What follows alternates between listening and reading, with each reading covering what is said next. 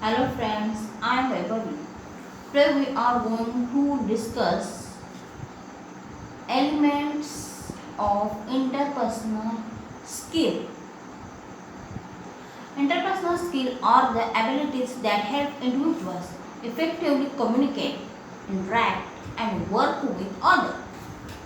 They are essential in both personal and professional settings. Here are the key elements of interpersonal skill. Communication, verbal communication, clearly expressing thought, ideas and feeling through words. Non-verbal communication, using body languages, facial expression, gesture and eye contact to convey message. Listening, actively listening to all, showing empathy and understanding their perspective.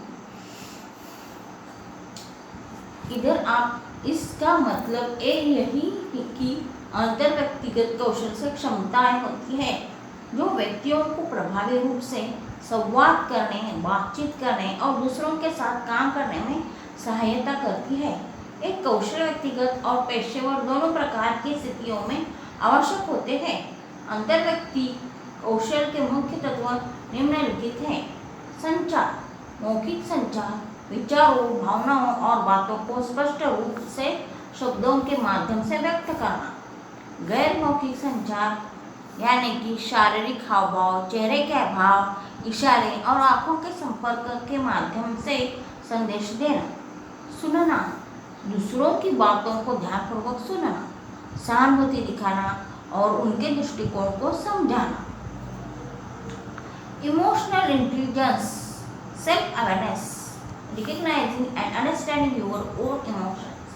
Self-regulation, managing emotions in a healthy way. Empathy, understanding and sharing the feeling of others. Social skill, navigating social situations and building relationships. Conflict resolution comprise identifying and addressing conflict calmly and effectively.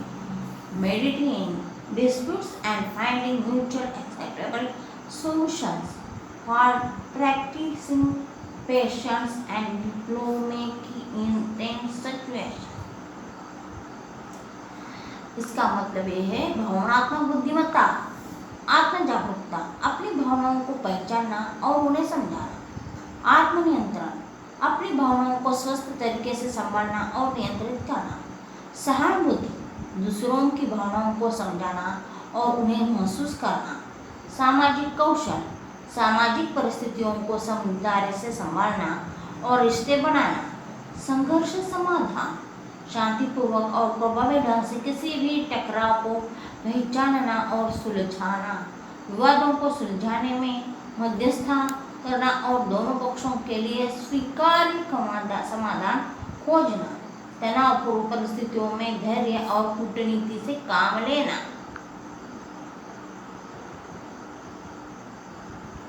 Collaboration and teamwork includes working well with others to achieve common goals, being open to different perspectives and ideas, contributing positively to group efforts and supporting team members.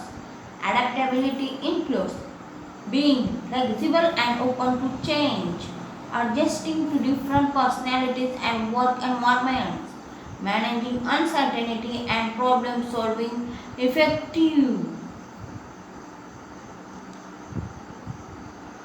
इसका मतलब यह है कि सहयोग और team work, साझा लक्ष्यों को प्राप्त करने के लिए दूसरों के साथ अच्छे से काम करना, विभिन्न दृष्टिकोणों और विचारों के प्रति खुले विचार रखना, समूह के प्रयासों में सकारात्मक योगदान देना और टीम के सदस्यों का सहयोग करना। अनुकूलनशीलता, लचीलापन दिखाना और बदलाव के लिए तैयार रहना, विभिन्न व्यक्तित्वों और कार्य वातावरणों के अनुसार खुद को ढालना, अनिश्चितता का सामना करना और समस्याओं का प्रभावी ढंग से समाधान करना।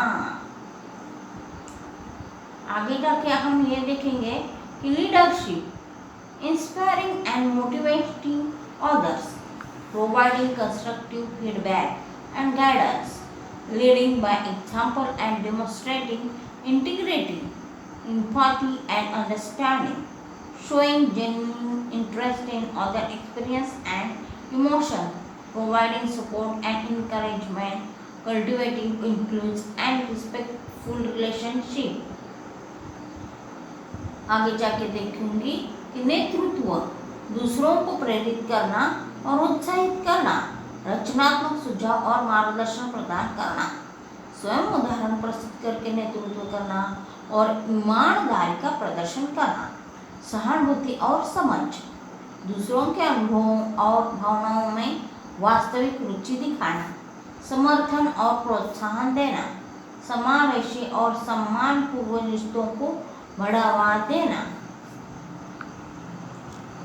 Networking comprises building and maintaining professional and personal relationships, effectively engaging in conversation and maintaining connection, leveraging network for collaborating and opportunity.